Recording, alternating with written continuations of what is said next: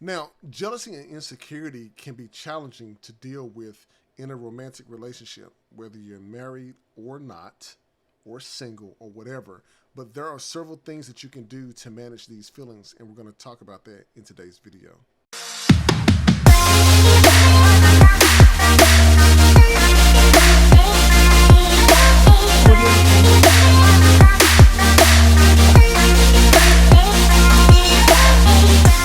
OreoOlive.com, as you know, Oreo olives don't mix, but the abstract thought of putting those two words together has enlightened me to create a channel to discuss various topics.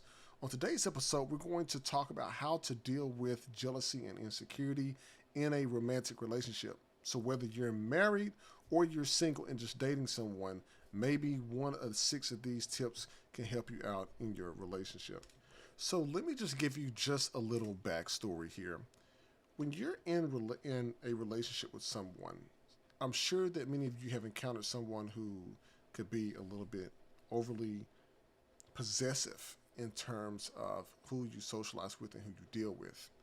And when you have that happen, I always wonder if the person spotted that before the relationship began, or is that something that they didn't find out until they were in the relationship. Now, there are 6 things that I just briefly want to go over today.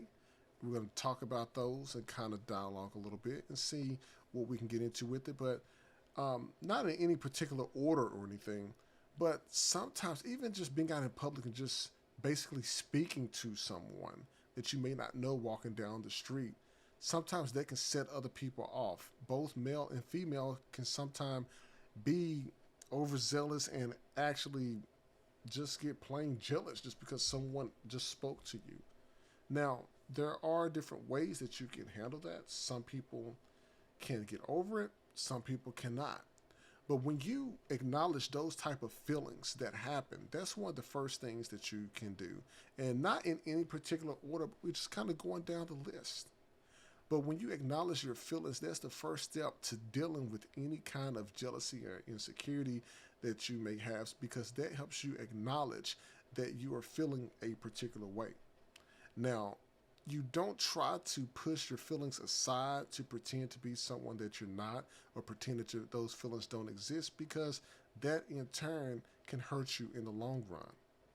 Once you acknowledge those feelings, then you can identify the different triggers that may set those off. So whether you identify the triggers that will that trigger the jealousy or the insecurity, it can definitely be certain types of behavior that you may not be aware of, on or an action that your partner may do that tends to set that off.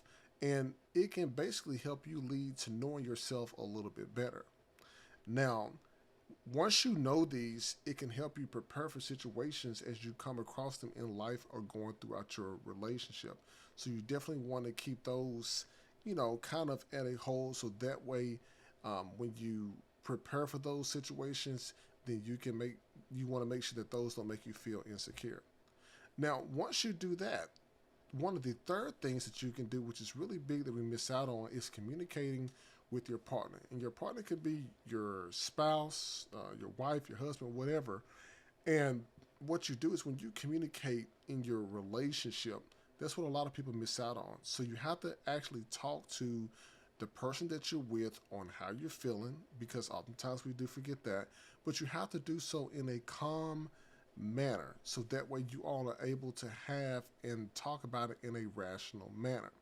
Now, definitely, which is a very hard thing to do, is to avoid the blame game and accusing your partner instead of focusing on any kind of expressions. And those expressions can lead to those emotions and sometimes discussing possible solutions.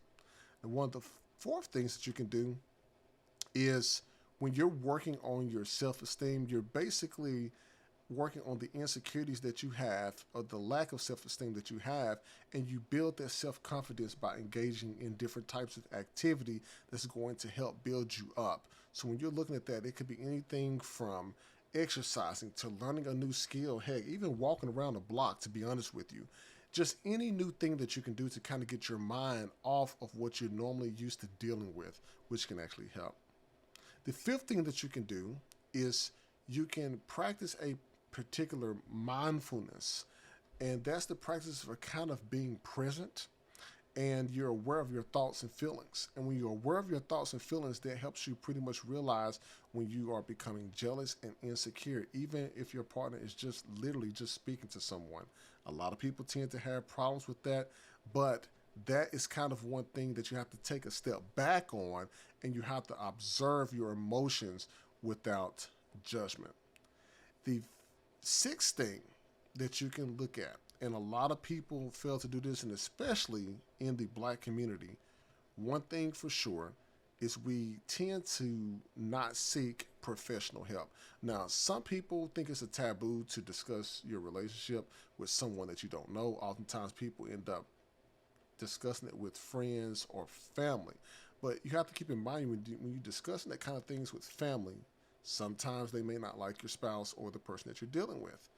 Other times it's helpful, but then you want to have a biased party that's not related to both sides that you trust if you decide to seek counseling. And that right there is only necessary if that jealousy and insecurity are affecting your daily life in your relationship.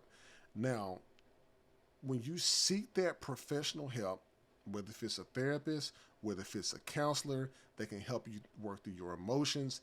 They can help you sometimes develop strategies for managing them. I think that it's really helpful to have someone that you're talking with in these particular type of situations that's in a relationship themselves, because sometimes it seems to be a little bit hard for someone giving you advice where they're not actually have gone through that or going through that themselves. So remember, if you don't take anything else from these 6 steps, keep in mind that jealousy and insecurity pretty much are common in relationships, but they can have control over your life. Now, with patience, with communication, self-care, you can learn to pretty much manage all of this and your feelings and build a stronger and healthier relationship. If you like the 6 steps I provided today, definitely like, listen, and subscribe to the channel, OrioOlive.com. Looking forward to bringing more content to you all soon.